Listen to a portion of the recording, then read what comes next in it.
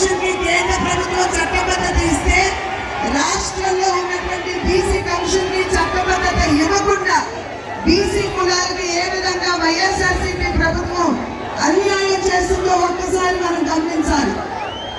SC కులాలకి సంబంధించి ఒక ఎస్సీ డ్రైవర్ ని హత్య చేసి అనంతబాబు అనేటువంటి ఎమ్మెల్సీ డోర్ డెలివరీ చేస్తే ఆ కుటుంబానికి నేటి వరకు కూడా న్యాయం చేసేటువంటి పరిస్థితి ఇవాళ రాష్ట్రంలో లేదు అని చెప్పి మనం గమనించాలి. ఈ రకంగా చూసినట్లయితే ఏ వర్గానికి కూడా ఏ రంగానికి కూడా రాష్ట్రంలో న్యాయం జరగడం లేదు అనేటువంటి విషయం మనకి సుస్పష్టంగా అర్థమవుతుంది. కనుకనే ఖచ్చితంగా మార్పు అవసరం. మీరు చూపిస్తున్నటువంటి ఈ ఉత్సాహం ఏదైతే ఉన్నదో ఒక రకంగా చెప్పాలంటే నరేంద్ర మోడీ గారి స్ఫూర్తి, చంద్రబాబు నాయుడు గారి యొక్క యుక్తి, పవన్ కళ్యాణ్ గారి శక్తి ఇవాళ ఈ సభా ప్రాంగణంలో మనందరికీ కనపడుతుంది. ఈ ఉత్సాహాన్ని యథావిధిగా మనం కొనసాగించాలి. మే 13వ తారీఖున మన సత్తా ఏమిటో మనం వైఎస్ఆర్సీపీ నాయకుల్ని చవి చూపించాలి అని చెప్పి మీ అందరికీ కూడా నేను తెలియజేస్తున్నాను.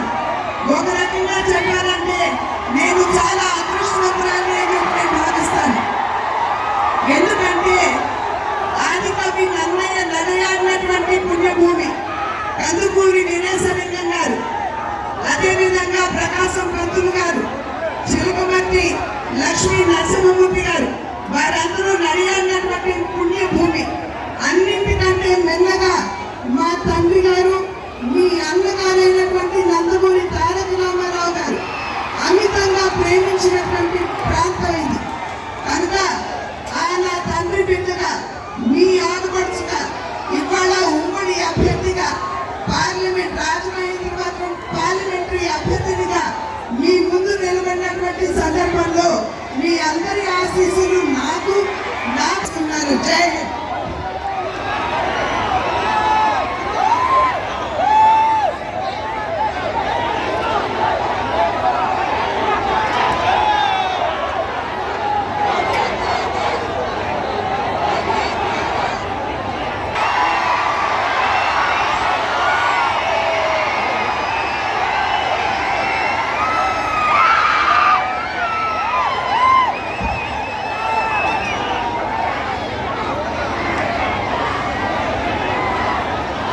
బెదిరించేవాడు లేకపోతే బెదిరించేవాడు కావచ్చు. ఆ బెదిరించే వాళ్ళకి ఈ రోజున ఒక సమూహం వచ్చి నిలబడింది. భారతీయ జనతా పార్టీ నుంచి 4 దశాబ్దాల సుదీర్ఘ అనుభవం, ముఖ్యమంత్రిగా పోటీ చేసే మనకి రాష్ట్రాన్ని నడిపే, ఉమ్మడి రాష్ట్రాన్ని నడిపే అనుభవం, ఎన్ని ఆటుపోటున్నా పట్టుకున్న సమర్థత, ధైర్యం, అన్నింటికీ వాటన్నిటితో పాటు జన సైనికులు, వీర మహిళలు 5 సంవత్సరాలుగా వైసీపీ తోటి పోరాటం చేస్తూ ఈ రోజున రాష్ట్రానికి, ఈ రోజున ఈ పొత్తుకే వెన్నంటి ఉన్న, వెన్ను తల్లుగా ఉన్న మీ అందరికీ నా హృదయపూర్వక నమస్కారాలు, హృదయపూర్వక ధన్యవాదాలు. ఈ ముఖ్యంగా నిడదవోలు నియోజకవర్గానికి సంబంధించి దూరుపల్లి శేషారావు గారు చాలా పెద్ద మనసుతోటి, దూరుపల్లి శేషారావు గారు చాలా పెద్ద మనసుతోటి మన మంత్రి దుర్గేష్ గారికి ఇక్కడికి పోటీ చేసే అవకాశం కల్పించిన మనస్ఫూర్తిగా నిడదవోలు నియోజకవర్గ ప్రజలందరి తరఫున మీకు మనస్ఫూర్తిగా జనసేన పవన్ కళ్యాణ్ ప్రెసిడెంట్ గారికి కృతజ్ఞతలు తెలియజేస్తా ఉన్నాను. అలాగే శ్రీ కెఎస్ జవహర్ గారికి, టీడీపీ ఈస్ట్ గోదావరి జిల్లా అధ్యక్షులు, అలాగే శ్రీ పి దత్తు గారికి, Bharatiya Janata party parliament incharge గారికి, బండి సత్యనారాయణ గారికి, అలాగే శ్రీ రంగారావు గారికి, మంత్రిమంత్రులు, మాజీ మంత్రిమంత్రులు, అలాగే కొడిగుంపూడి గోవిందరావు గారికి, జనసేన పశ్చిమ గోదావరి జిల్లా అధ్యక్షులు పివిఎస్ఎన్ ప్రసాద్ గారికి, కందుల దుర్గేష్ గారికి మనస్ఫూర్తిగా మేందరి తరఫున కృతజ్ఞతలు, హృదయపూర్వక స్వాగతాలు తెలియజేసుకుంటూ ఒకటే మాట ఇందాక తణుకులో చెప్పాం,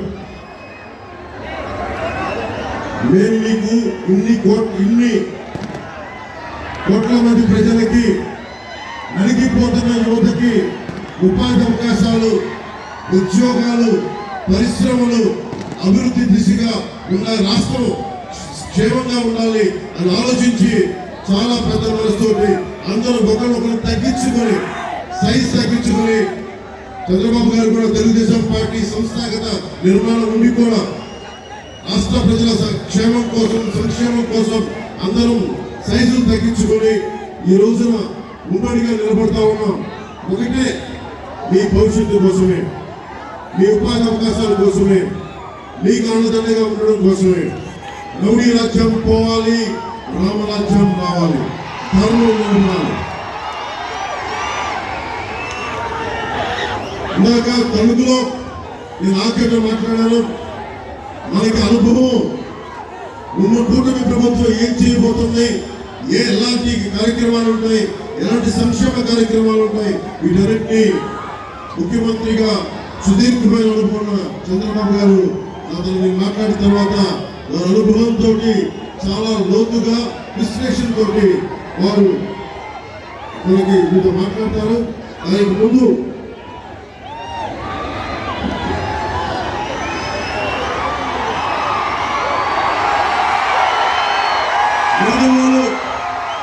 అసెంబ్లీ నియోజకవర్గానికి ప్రధాన సమస్యల్ని జనసేన మనకి గంధల దుర్గేష్ గారిని గెలిపించిన వెంటనే మేము ఈ సమస్యల్ని అతి తక్కువ సమయంలో తీర్చడానికి సంసిద్ధంగా ఉన్నాం. చిన్న కాశీ రేవుకి వెళ్లే మార్గాన్ని పునరుద్ధరణ చేయడం, నిడదవోలులో 100 పడకల ఆసుపత్రి నిర్మాణాన్ని పూర్తి చేయడం, నిడదవోలు పట్టణంలో మనం ఎదుర్కొంటున్న డంపింగ్ యార్డ్ సమస్యని అత్యంత తక్కువ కాలంలో పరిష్కారం చేయడం, గోదావరి జలాలని నిడదవోలు పట్టణ ప్రజలకి అందేలా చర్యలు తీసుకోవడం, స్వచ్ఛమైన నీటిని ప్రజలకు అందించడం, ముఖ్యంగా యువతకి ఒక ఇండోర్ స్టేడియాన్ని నిర్మించడం, నిడదవోలు సమిశ్రగూడ మధ్య ఉన్న ఈ పురాతనమైన ఓల్డ్ హ్యావ్లాక్ వంతెన స్థానంలో కొత్త వంతెనని నిర్మించడం, కంసాలిపాలెం మాధవరం బ్రిడ్జిని పునరుద్ధరించడం, నిడదవోలు మండలంలో ఆంజనేయపురం శ్రీవరం గ్రామాల్లో నిర్మించిన టిట్కో ఇళ్లు మన చంద్రబాబు గారు 2014లో ముఖ్యమంత్రిగా కేంద్ర ప్రభుత్వం సహకారంతో టిట్కో ఇళ్లు నిర్మిస్తే ఈ రోజు వరకు లబ్ధిదారులకు అందించలేదు. మన కూటమి ప్రభుత్వం రాగానే లబ్ధిదారులందరికీ టిట్కో ఇళ్లని అందిస్తాం. అర్హులైన ప్రతి ఒక్కరికి టిట్కో ఇళ్లని అందిస్తాం. పెరవలి మండలం కేంద్రంలో బస్ స్టాండ్ నిర్మిస్తాం. పెరవలి ప్రభుత్వ ఆసుపత్రిలో మన నేషనల్ హైవే 16కి రోడ్లకి కొంచెం ఇబ్బందిగా ఉంది. అరటి రైతులు, ఇతర రైతాంగం ప్రజలు తొలగి పెట్టడానికి ఆ కటింగ్ ని వెంటనే రాగానే వచ్చి చర్యలు తీసుకుంటాం. కానూరు నడుపల్లి తణుకు రోడ్డుని ఆధునీకరిస్తాం. ముక్కాల నుండి పర్వాల వరకు రోడ్డుని ఆధునీకరణ, మర్రిపాలెం బ్రిడ్జిని అందరికి అసౌకర్యంగా ఉండి దాన్ని వెడల్పు చేయడం. నిడదవోలు అసెంబ్లీ నియోజకవర్గంలో జగన్ పాలనలో రోడ్లు గుంతలమైపోయింది. వచ్చిన 3 నెలల సమయంలోనే గుంతలని పూడ్చి కొత్త రోడ్లకి మాకు వేసే చర్యలు తీసుకుంటామని తెలియజేసుకుంటూ, జనసేన, టీడీపీ, బీజేపీ కూటమి చేపట్టబోయే ముఖ్య కార్యక్రమాల్లో ప్రతి చేతికి పని, ప్రతి చేనుకు నీరు, ఇదే జనసేన, టీడీపీ, బీజేపీ కూటమి లక్ష్యం. బీసీల భవిష్యత్తుకి గ్యారంటీగా నిలబడతాం. మీరు పోలవరం ప్రాజెక్టు తణుకులో మాట్లాడుతూ ఉన్నాం. ఈ ఇరిగేషన్ మంత్రి వైసీపీ మంత్రి పోలవరం ప్రాజెక్ట్ ఎప్పుడంటే అప్పని తప్ప ఎంత కమ్మగా ఉందో అప్పని దానికి డాన్స్ ప్రాక్టీస్ తప్ప ఎవరైనా మంత్రి పోలవరం ప్రాజెక్ట్ ఎప్పుడు నిర్మిస్తారంటే మేము పలు సమయంలో నిర్మిస్తాం బాధ్యతగా మాట్లాడతాం. ఒక్క వైసీపీ మంత్రి ఈ రోజు వరకు సమస్యలను స్పందించడు. ఏదైనా మాట్లాడితే చంద్రబాబు గారిని వ్యక్తిగతంగా నిందిస్తారు, నన్ను వ్యక్తిగతంగా నిందిస్తారు. పాపం భువనేశ్వరికి పురంధేశ్వరి గారి మీద అకారణంగా తిడతారు. అంతే తప్ప మనం అడిగిన దానికి ఒక్కదానికి సమాధానం చెప్పదు. మేము ఏం అడుగుతున్నాం? ఉపాధి అవకాశాలు ఏమైనాయి? పోలవరం ఎప్పుడు పూర్తవుద్ది? లేదంటే